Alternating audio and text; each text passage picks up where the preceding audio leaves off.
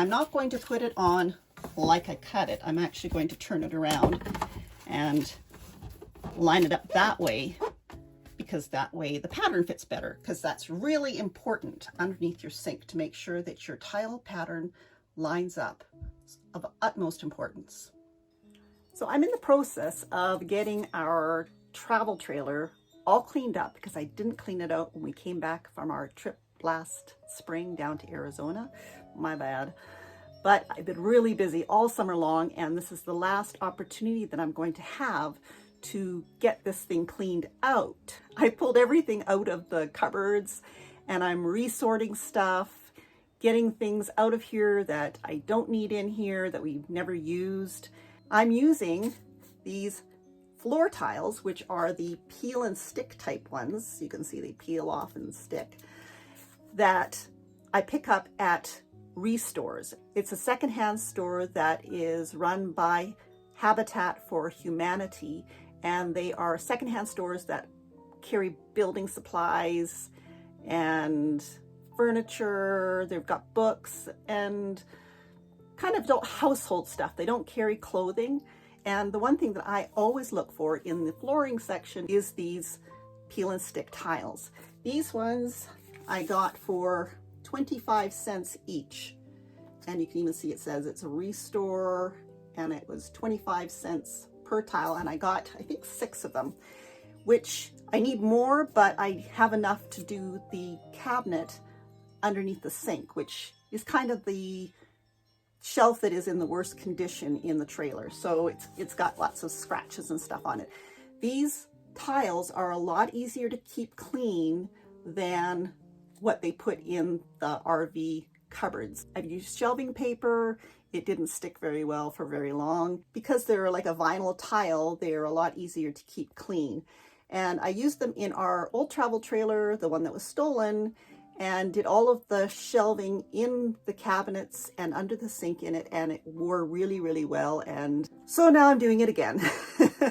I didn't get to choose the pattern. They just were what happened to be at the store when I went. It's going to take me maybe 5 tiles to finish this. So I've got the back one in. I'll show you that, and then I'm going to show you how I cut the other ones. So here you can see I have this one. It's stuck in already.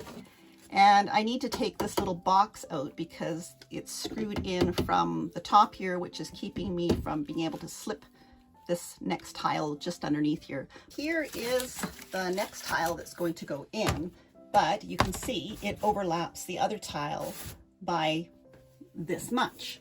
So I need to cut that part off.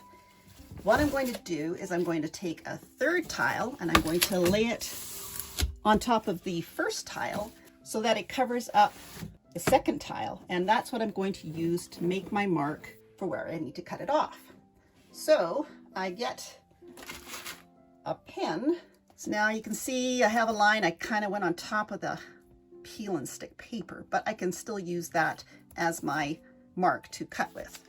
Then I use a razor knife to cut along there. I can again use the edge of another tile. Problem with these things is they have this paper sticking out, so you want to kind of fold that back so it's not interfering with your cut. And then cut.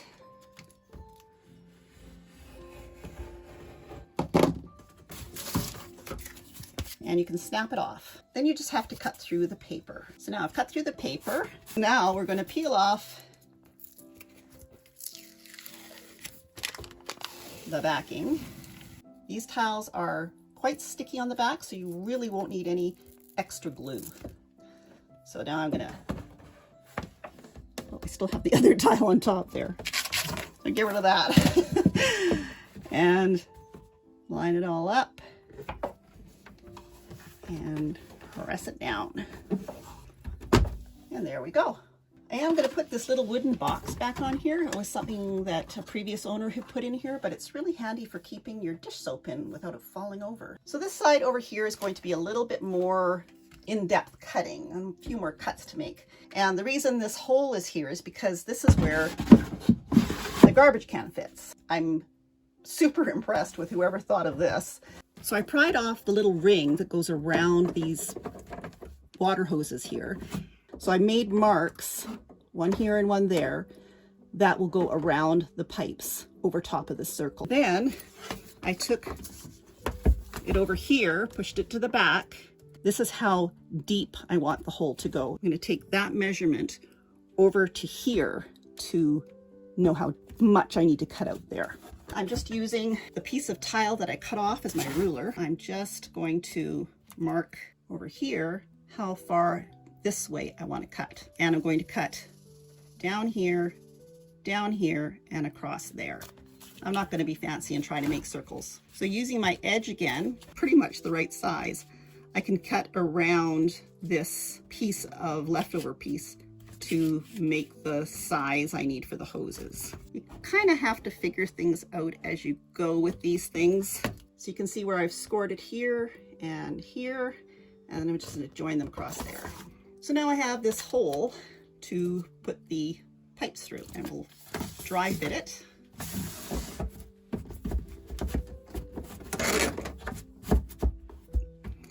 And this ring will go back on top when I'm done.